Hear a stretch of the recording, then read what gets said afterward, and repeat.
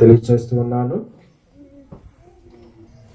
దేవుడు తన కృపను బట్టి మీతో గడిపే ఈ సమయాన్ని మా జీవితంలో అనుగ్రహించినందుకు మొట్టమొదటిగా ప్రభుని స్తుతిస్తూ ఉన్నాం. జోసెఫ్ ఫాస్టర్ గారు చేస్తున్న 2 పరిచర్యలు కూడా చాలా భారభరితమైన పరిచర్యలు అని మాకు అర్థమైంది. ఎంతో ప్రయాసతో మరి బారికలో కానీ ఇరాగ పుణ్యగిరిలో కానీ వారు జరిగిస్తున్న దేవుని యొక్క నమ్మకమైన పరిచర్యను బట్టి నేను ప్రభుని స్తుతిస్తూ గణపరుస్తూ ఉన్నాను. మీ మధ్యకి మరి దైవజనులు గాబ్రియల్ సాల్మన్ గారితో కలిసి రావటానికి ప్రభు చూపిన కృపను బట్టి నేను దేవుడిని స్తుతిస్తూ ఉన్నాను.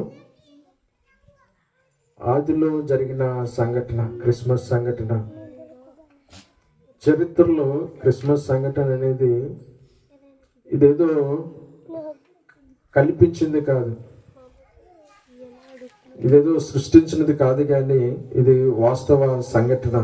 ఇది అభూత కల్పన అంతకన్నా కాదు. దేవుని బిడ్డలారా, యేసుక్రీస్తు ప్రభువారు ఈ లోకానికి వచ్చే ముందు శుభాలు చెప్పడానికి దేవుడు తన దూతను పంపించాడు. ఈ సంఘటన మనకి లూకా సువార్తలో మనం చూస్తాం. బైబిల్ అనేది వాస్తవ సంఘటనల సముదాయం. ఇది జరిగిన సత్యాలు బైబిల్లో రాయబడ్డాయి. క్రిస్మస్ అనేది ఇది ఒక కట్టుకథ కాదు. చాలా కథలు మనం వింటూ ఉంటాం, అయితే ఇది ఒక కట్టుకథ కాదు, ఇది కల్పించినంతకన్నా కాదు. చరిత్రలో జరిగిన వాస్తవ సంఘటన. ఇలానే మాబోటు ఒక సేవకుణ్ణి ఆనాడు దేవుడు శుభాలు చెప్పడానికి మరియ దగ్గరికి పంపించాడు. ఆ సంఘటన లూకా సువార్త 1వ అధ్యాయం 26వ వచనంలో మనం చూస్తాం. 6వ నెలలో గబ్రియేలును దేవదూత గలిలయలోని నజరేతు ఊరిలో దావీదు వంశస్థుడైన యోసేపునకు ఒక పురుషునికి ప్రదానం చేయబడిన కన్యక యొద్దకు దేవుని చేత పంపబడిన. యోసేపు అని ఒక పురుషునికి ప్రదానం చేయబడిన కన్యక యొద్దకు దేవుడు తన దూతను పంపించాడు. ఎందుకు పంపించాడంటే గ్రీటింగ్స్ చెప్పటానికి, ఒక శుభవచనాన్ని చెప్పటానికి పంపించాడు. ఈ గబ్రియేలు అనే మాటకు అర్థం ఏంటంటే దేవుడు నా బలమై ఉన్నాడు. ఈ దూత ఏం చెప్తాడంటే దేవుడు ఏది చెప్పమంటే అదే చెప్తాడు, దానికి మించి ఏమి చెప్పడం. దేవుని బిడ్డలారా, ఈ దూతను దేవుడు నజరేతు అనే ఊరికి పంపించాడు. నిజానికి నజరేతు అనే ఊరికి అంత ఘనత ఏమీ లేదు ఆ దినాల్లో. అది పాపంతో నిండిబడిన ఒక ఊరుగా, గ్రామంగా మనకి కనపడుతుంది. అంటే పాపభూయిష్టమైన గ్రామంగా. కానీ అలాంటి గ్రామంలో, అలాంటి ప్రాంతంలో దేవుని కొరకు నమ్మకంగా బ్రతుకుతున్న ఒక యవ్వన స్త్రీని మనం చూస్తాం. దేవుని కోసం చాలా నమ్మకంగా తన పవిత్రతను కాపాడుకుంటూ దేవుని కొరకు నిలబడిన ఒక స్త్రీ. ఆమె పేరు మరియా. మరియా ఎంత పవిత్రంగా బ్రతికిందో ఆ కింద 2 వచనాలు చూస్తే మనకు అర్థమవుతుంది. చూడండి, 27వ వచనం. దావీదు వంశస్థుడైన యోసేపు అనే ఒక పురుషునికి ప్రదానం చేయబడిన కన్యకకు దేవుని చేత పంపబడిన ఆ కన్యక పేరు మరియా. కన్యక అనే మాట ఈ ఒక్క వచనంలో 2 సార్లు మనకు కనపడుతుంది. నిజానికి లూకా సువార్త రాసింది వైద్యుడైన లూకా. అంటే లూకా గారి వృత్తి ఏంటి? వైద్యుడు, డాక్టర్. డాక్టర్ ఊరికినే కన్యకని ఎవరి గురించి చెప్పేయలేడు. ఎవరు పడితే వారి గురించి కన్యకని ఒక డాక్టర్గా తను సర్టిఫై చేయలేడు. కానీ ఈ యవ్వన కాలంలో ఉన్న ఈ బిడ్డ కోసం, ఈ స్త్రీ కోసం తను రాస్తున్నప్పుడు తన గురించి ఒక్క వచనంలో 2 సార్లు కన్యకని ప్రస్తావించాడంటే ఆమె ఎంత పవిత్రంగా బ్రతికిందో మనకు అర్థమవుతుంది. నేటి దినాల్లో క్రైస్తవులు అని చెప్పుకుంటున్న వారు, లోకస్తులు కూడా వారి యొక్క పవిత్రతను కాపాడుకోలేకపోతున్నారు. ప్రార్థనకు వస్తారు, పాటలు పాడతారు, వాక్యాలు చదువుతారు, కానీ పవిత్ర జీవితంకి వచ్చేటప్పటికి వారు ఎక్కడో దిక్కున పడిపోతున్నారు. పెళ్లికి ముందే తప్పుదోవకు వెళ్ళిపోతున్నారు. వివాహానికి ముందే తప్పుడు మార్గంలోకి వెళ్ళిపోయి వారి యొక్క కన్యత్వాన్ని లేదా వారి క్యారెక్టర్ను, శీలాన్ని వారు కోల్పోయే పరిస్థితులు మనం చూస్తూ ఉన్నాం దేవుని బిడ్డ. అయితే గ్రామం అంతా చాలా పాపభూయిష్టంగా ఉంది, పాపంలో బ్రతుకున్నట్లుగా కనపడుతుంది. కానీ అలాంటి గ్రామంలో మరి ఒక్క స్త్రీ దేవుని కొరకు అలా ఉండటం ఎంత గొప్ప సంగతో కదా. అలాంటి స్త్రీ దగ్గరికి దేవుడు తన దూతను పంపించాడు. ఏమన్నాడు పంపించి? చూడండి, ఇక్కడ మనం చదువుతాం 28వ వచనం. ఆ దూత లోపలికి వచ్చి ఆమెను చూచి, దయాప్రాప్తురాల నీకు శుభము అని చెప్పాడు.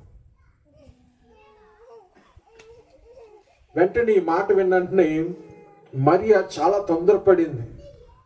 దూత వచ్చాడు, ఏంటి శుభం అని చెప్తున్నాడు, ఈ శుభవచనం ఏంటో అని తనలో తను ఆలోచించుకుంటూ గాబరా పడుతున్న సమయంలో వెంటనే దూత అంటున్నాడు, ప్రభు నీకు తోడై ఉన్నాడని చెప్పాడు. ఆ మాటకి ఇంకా గాబరా పడింది, తొందరపడుతుంది. ఈ శుభవచనం మీద ఆలోచించుకుంటుండగా దూత చెప్తున్నాడు, మరియా నువ్వు భయపడకు, నువ్వు దేవుని వలన కృప పొందితవని. జరగబోయే ఒక అద్భుతమైన సంఘటన దేవుడు తన దూతను పంపించి అక్కడ చెప్పడం జరుగుతుంది. ఆ సంఘటన ఏంటంటే, ఇదిగో నీవు గర్భం ధరించి కుమారుని కని ఆయనకు యేసు అని పేరు పెడతా. చూసారా, ఆ యవ్వన స్త్రీ దగ్గరికి దేవుడు తన దూతను పంపించాడండి. భయపడవలసిన అవసరం లేదు. నువ్వు గర్భం ధరించి కుమారుని కంటావు, ఆ కుమారునికి ఏమని పేరు పెడతావంటే యేసు అని పేరు పెడతావు. పుట్టబోయే బిడ్డకి ఏం పేరు పెట్టాలో దేవుడే నిర్ణయించాడు. ముందుగానే దేవుడే నిర్ణయించాడు. తర్వాత మరియా రెస్పాన్స్ చూడండి, మరి యొక్క ప్రతిస్పందన మనం చూస్తాం. చూడండి 34వ వచనంలో, అందుకు మరియా నేను పురుషుణ్ణి ఎరగని దానినని.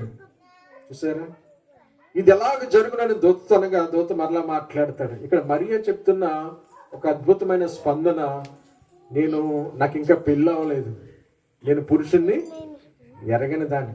చూడండి దేవుని బిడ్డలారా, మరియా ఎంత ఛాలెంజింగ్ గా సవాళ్ళతో కూడిన జీవితాన్ని తన యవ్వన కాలంలో కలిగి ఉందో మనకు అర్థమవుతుంది. నాకు పెళ్ళి అవ్వలేదు, నేను పురుషుని ఎరగను, పురుషుని ఎరగకుండా నాకు గర్భం ఎలా వస్తుంది, బిడ్డ ఎలా పుడతాడు అని తను ఆశ్చర్యాన్ని వ్యక్తం చేస్తుంది. దేవుని బిడ్డలారా, నేటి దినాల్లో మనం చూస్తుంటే పెళ్లి కాకుండానే చాలా మంది గర్భవతులైపోతున్నారు. ఎంత విచారకరమైన సంగతులు చూడండి. క్రైస్తువులు అలాగే ఉంటున్నారు, దేవుణ్ణి ఎరగిన వారు కూడా అలాగే ఉంటున్నారు. కానీ మరియా నుంచి, యవ్వన స్త్రీ అయిన ఈ మరియా నుంచి మనం నేర్చుకోవాల్సిన పాఠం ఏంటంటే, పాపభూయిష్టమైన ఈ ప్రపంచంలో దేవుని కొరకు మనం పవిత్రంగా జీవించవచ్చు అని జీవించి చూపించింది ఈ మరియా. పాపభూయిష్టమైన ఈ లోకంలో దేవుని కొరకు ఒక నమ్మకంగా మనం బ్రతకొచ్చు, పవిత్రంగా బ్రతకొచ్చు అని ఒక సవాళ్ళతో కూడిన జీవితాన్ని తను జీవించింది దేవుని బిడ్డల. నేటి దినాల్లో మనుషులు ఎలా ఉన్నారంటే, వారి ఆనందాన్ని, సంతోషాన్ని వారు దేనిలో ఎత్తుకుంటున్నారంటే, కొంతమంది డబ్బులో సంతోషాన్ని ఎత్తుకుంటున్నారు, కొంతమంది బంగారంలో ఆనందాన్ని ఎత్తుకుంటున్నారు, కొంతమంది వారి యొక్క శరీర అందంలో ఆనందాన్ని ఎత్తుకుంటున్నారు, కొంతమంది వారికున్న బంధు బలగంలో కానీ, కొంతమంది స్త్రీ సాంగత్యం చేయటంలో ఆనందాన్ని ఎదుర్కొంటున్నారు. కానీ ఈ మరియా దీనిలో ఆనందం ఎదుర్కొందంటే దేవుని బిడ్డలారు చూడండి 48వ వచనం, నా ఆత్మ నా రక్షకుడైన దేవుని యందు ఆనందించు. చూసారా, దేనిలో ఆనందిస్తుంది మరియా? దేవునిలో ఆనందిస్తుంది. ఈ లోకంలో దేనిలో అయినా మనం ఆనందిస్తే అది కొంతకాలమే ఉంటుంది. కానీ దేవుల్లో ఆనందం అది శాశ్వత కాలమైనది. అందుకుని అపోస్తులైన పౌలు ఫిలిప్పీయులకు రాసిన పత్రికలో 3వ అధ్యాయం 1వ వచనంలో కానీ 4వ అధ్యాయం 4వ వచనంలో కానీ ఏమంటాడంటే, మీరు ప్రభునందు ఆనందించండి. దేని యందు ఆనందించాలి? ప్రభునందు ఆనందించండి. మరలా చెప్తాను, మీరు ప్రభులో ఆనందించండి. దేవుల్లో ఆనందాన్ని వెతుక్కోవాలండి. ఎంత సవాలుకరమైన జీవితాన్ని తను జీవించింది. అప్పుడు మరియకి ఎలాంటి వాక్య బోధనలు ఏమైనా జరిగాయా? లేవు. ఇలాంటి ప్రసంగికులు వాక్యం చెప్పేవారు లేరు. పోనీ ఇలాంటి బైబిల్ తన దగ్గర ఉందా? లేదు. ఇలాంటి ఆత్మ సంబంధమైన కీర్తనలు ఉన్నాయా? లేవు. ఇలాంటి సహవాసం ఉందా? లేదు. దేవుని కోసం తను త్యాగంగా జీవిస్తూ సవాళ్ళతో కూడిన భక్తి జీవితాన్ని జీవించి మరి స్త్రీలకు కానీ పురుషులకు కానీ పవిత్రత విషయంలో ఒక మాదిరికరంగా మరియ ఉందనే సంగతి మనం జ్ఞాపకం చేసుకోవాలి దేవుని బిడ్డలారా. అంత మాత్రమే కాదు కానీ మరియలో గొప్ప త్యాగం. ఇన్ని చేసినా కానీ తన ఫోకస్ అంతా, తన మనసంతా దేవుని మీద ఉంది, క్రీస్తు మీద ఉంది. అందుకనే నా రక్షకుడైన దేవుని యందు నేను ఆనందిస్తున్నాను, నా ప్రభులో నేను ఆనందిస్తున్నాను. తన త్యాగం. నిజానికి పెళ్లి కాకుండా గర్భవతి అయితే ఆనాడు ఎన్ని మాటలనే ఉంటారు. అయినప్పటికీ క్రీస్తు నిమిత్తం అవన్నిటిని పక్కన పెట్టి క్రీస్తు కొరకు తన గర్భాన్నిచ్చి గొప్ప త్యాగశీలిగా మరియ మనకు కనపడుతుంది. దేవుని కొరకు మనలో ఏమైనా త్యాగం కనిపిస్తుందంటారా? అసలు దేవుని కొరకు ఏమైనా త్యాగం చేస్తున్నామా? లేదా క్రిస్మస్ క్రైస్తవులుగానే మనం బ్రతుకుతున్నామా? ఎంత త్యాగం చూడండి. ఎంత నిందేసి ఉంటారు, ఎంత అవమానించుంటారు, ఎంత చులకనగా మాట్లాడి ఉంటారు. అవన్నిటిని పక్కన పెట్టి మనమైతే మనల్ని ఎవరైనా చిన్న మాట అంటే దాన్నే జ్ఞాపకం చేసుకుంటూ ఉద్రేకపడిపోతూ రకరకాలుగా మనం ఎదురుదాడి చేసేవారుగా ఉంటాం. కానీ మరియ అంతమంది తను బాధపరుస్తున్నప్పటికీ కూడా తన ఆనందాన్ని తన నుంచి ఎవరు దూరం చేయలేకపోయారు. ఎందుకంటే తను సరైన వ్యక్తిలో ఆనందాన్ని వెతుక్కుంది. అర్థమవుతుందా? సరైన వ్యక్తిలో అనగా యేసు క్రీస్తులో తన ఆనందాన్ని వెతుక్కుంది కాబట్టి ఆ ఆనందాన్ని తన దగ్గర నుంచి ఎవరు తీసివేయలేకపోయారు. ఎన్నో నిందలు వచ్చినాయి, అవమానాలు వచ్చినాయి. ఈ అవమానాలను భరించలేక ఒకసారి తన స్నేహితురాలైన ఎలిజబెత్ దగ్గరికి వెళ్ళిపోయింది. కొంతకాలం అక్కడ ఉంది. చక్కగా మాట్లాడుకున్నారు, ఆదరించబడ్డారు దేవుని బిడ్డల. కాబట్టి ఉదయకాల సమయంలో మనం దేవుని కోసం పవిత్రంగా బ్రతకాలి. మన ఆనందాన్ని యేసు క్రీస్తులోనే ఎత్తుక్కోవాలి. ఎలిజబెత్ జకరియా దంపతులు కూడా వారు యేసులోనే సంతోషించారు. చూడండి, ఆ మాట కూడా మనం చూస్తాం. 57వ వచనం. ప్రసవ కాలం వచ్చినప్పుడు ఎలిజబెత్ కుమారుడు కనెను. అప్పుడు ప్రభు ఆమె మీద మహా కనికరం ఉంచునని ఆమె పొరుగు వారును బంధువులు విని ఆమెతో కూడా సంతోషించింది. ప్రభులో సంతోషించారండి ఆనాటి క్రైస్తవులు, ఆనాటి దేవుని పిల్లలు. కానీ మనం లోకంలో సంతోషిస్తున్నాం. అందుకని కొన్నిసార్లు మన ముఖం కలకల్లాడుతుంది, కొన్నిసార్లు మన ముఖం నీరసించిపోతుంది. కాబట్టి సరైన దానిలో మనం ఆనందాన్ని ఎత్తుకోవాలంటే ఆ వ్యక్తిని మనం సరిగ్గా ఎరగాలి. యేసు క్రీస్తుని మనం సరిగ్గా ఎరగకుండా మనం ఆనందాన్ని సంపాదించుకోవాలి. యేసుని బాగుగా ఎరగాలి. అందుకనే అపోస్తులైన పౌలు ఫిలిప్పీయులకు రాసిన పత్రికలో చెప్తాడు. చూడండి, 3వ అధ్యాయం, నేను ముగించేస్తాను, ఒకే ఒక్క మాట జ్ఞాపకం చేసుకుని. 3వ అధ్యాయం 7వ వచనం నుంచి 11 వచనాల వరకు పౌలు చెప్తున్నాడు. చూడండి, నేను ఇంకా ప్రభుని ఎరగాలని. నేను చదువుతున్నాను చూడండి. అయినను ఏవేవి నాకు లాభకరములై ఉండునో వాటిని క్రీస్తు నిమిత్తము నష్టముగా ఎంచుకుంటుని. చూసారా, క్రీస్తు నిమిత్తం. ఇక్కడ నిమిత్తము నిమిత్తం అనే మాట మనకి 5 సార్లు కనిపిస్తుంది. ఏవేవి నాకు లాభకరములు. మరియా కూడా తన పేరు ప్రఖ్యాతులు పోతాయని, తను నిందిస్తారని తను ఏమీ బాధపడలేదు. అవన్నిటిని పక్కన పెట్టి తనకి గౌరవం వస్తుంది. ఆ పేరు ప్రఖ్యాతులన్నింటినీ, లాభకరములన్నింటినీ పక్కన పెట్టి క్రీస్తు నిమిత్తం తను నిందలే భరించింది, అవమానమే భరించింది. దేవుని బిడ్డలారా, చూడండి, ఏమేమి నాకు లాభకరములైన వాటిని క్రీస్తు నిమిత్తము అనే మాట మనం చూస్తున్నాం. నష్టం ఎంచుకుంటుంది. తర్వాత చూడండి 8వ వచనం, నిత్యముగా నా ప్రభువైన యేసు క్రీస్తుని గూర్చిన అతి శ్రేష్టమైన జ్ఞానము నిమిత్తం, మరలా నిమిత్తం అనే మాట వస్తుంది, సమస్తం నష్టముగా ఎంచుకొంచున్నాను. క్రీస్తుని సంపాదించుకుని ధర్మశాస్త్ర మూలమైన నా నీతిని గాక క్రీస్తునందలి విశ్వాసం వలన నీతి అనగా విశ్వాసం బట్టి దేవుడు అనుగ్రహించి నీతి గలవాడే ఆయన యందు అగుపడు నిమిత్తము, మరలా ఏ విధము చేతనైనను మృతుల్లో నుండి నాకు పునరుత్థానం కలగవాలని ఆయన మరణ విషయంలో సమాన అనుభవం గలవాడే ఆయనను ఆయన పునరుత్థాన బలము ఎరుగు నిమిత్తము, మరలా చూడండి, ఎరుగు నిమిత్తం ఆయన శ్రమల్లో పాలువాడు ఎగుట ఎట్టిదో ఎరుగు నిమిత్తమును సమస్తమును నష్టపరుచుకుని వాటిని పెంటతో సమానంగా ఎంచుకుంటున్నాను. ఈ మాటలు రాసేటప్పటికి అపోస్తులైన పౌలుకి ఎంతో సేవా అనుభవం ఉంది. సుమారు 25 సంవత్సరాల పైబడే సేవా అనుభవం, వాక్య జ్ఞానం కలిగిన దైవజనుడు సేవకుడైన అపోస్తులైన పౌలు చెప్తున్నాడు, నేను క్రీస్తుని ఇంకా బాగా ఎరగాలి, ఆయన పునరుత్థాన బలం ఎరగాలి, నేను ఇంకా ఎరుగు నిమిత్తం అని ఆయన రాస్తున్నాడు దేవుని బిడ్డలని. కాబట్టి దేవుణ్ణిలో బాగా ఆనందించాలంటే మనం యేసు క్రీస్తుని బాగా ఎరగాలి. ఇంకా పసిబాలుడిగా ఉన్నాడని లాలిపాటలు మనం పాడే సమయం కాదు ఇది. ఇంకా ఆయనను బాగా ఎరగాలి, ఆయన గురించిన జ్ఞానాన్ని మనం నేర్చుకోవాలి, పవిత్రంగా మనం జీవించాలి, దేవుని కోసం మన శీలాన్ని కాపాడుకుంటూ బ్రతకాలి. దేవుని బిడ్డలారా, పట్టణంలో ఉన్న వాళ్ళే బాగుంటారని అనుకోవద్దు.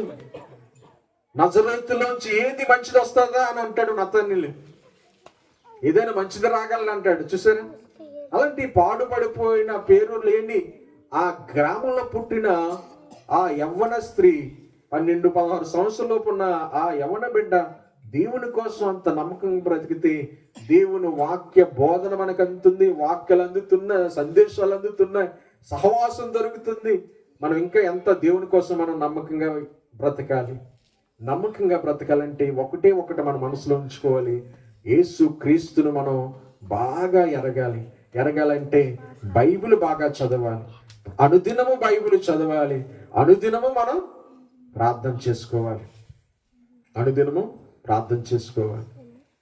పక్షికి 2 రెక్కలు ఎలాగ అవసరం ఎగరటానికి, క్రైస్తవుడు ఆధ్యాత్మిక ఎదగాలంటే బైబిల్ బాగా చదువుకోవాలి, ప్రార్థన బాగా చేసుకోవాలి.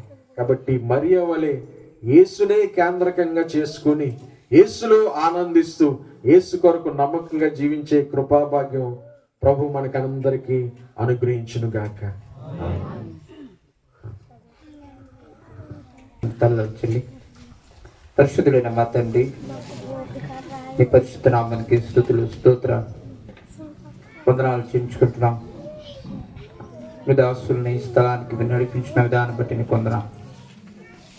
ఉదయకాలం పాటల ద్వారా దేవా మీరు మహిమొద్దని కొందనాలు తండ్రి, మీ దాసులను నిలబెట్టుకుని మరియ జీవితం గురించి మీరు నేర్పించిన ఆత్మీయ సత్యాలు బట్టి నీకు స్తోత్ర ప్రభు. ఆ నజరేతులో నాయన అనేక మంది దగ్గరకు తన త్యాగాన్ని విదాసులు జ్ఞాపకం చేయించడానికి మీరు ఇచ్చిన అవకాశాన్ని బట్టి నీకు వందన. ఈ స్థలంలో మోకరించిన ప్రతి బిడ్డ నా ప్రభు పరలోకాన్ని సింహాసనాన్ని విడిచిపెట్టి నా కొరకు ప్రాణత్యాగం చేశాడు, నా పాపల్ని కడగడానికి రక్తాన్ని ఇచ్చాడు, నా కోసం ఎన్నో త్యాగం చేశాడు. నేను ఆయన కొరకు పవిత్రంగా జీవిస్తానని తండ్రిగా జీవించే కృపను, అంతేకాదు ప్రభువా, ఎన్నో అవమానాలకైనా ఎన్నో శ్రమలకైనా నీ నామంలో మేము ఆనందించి నీ కొరకు జీవించే కృపను దయచేయమని కోరుకుంటూ, విదాసులు జోసెఫ్ గారు చేస్తున్న పరిచర్యలో ఎన్నో శ్రమలు ఎన్నో శోధనల నుండి మీరు విడిపించి వారికి ప్రభువా మీరు ఇచ్చిన ఆనందాన్ని బట్టి ఈ సంతోషకరమైన ఈ సమయాన్ని బట్టి మిమ్మల్ని స్తుతిస్తూ, మిగిలిన సమయంలో మీ దాసులు నిలబెడుతుండగా దేవా ఇక్కడ చేరి వచ్చిన ప్రతి ఒక్కరికి కావలసిన సందేశంతో నింపి కేవలం మీరు ఒక్కరు మహిమ పొందుకుమని యేసుక్రీస్తు నామములో ప్రార్థించి వేడుకుంటున్నాం తండ్రి. ఆమేన్.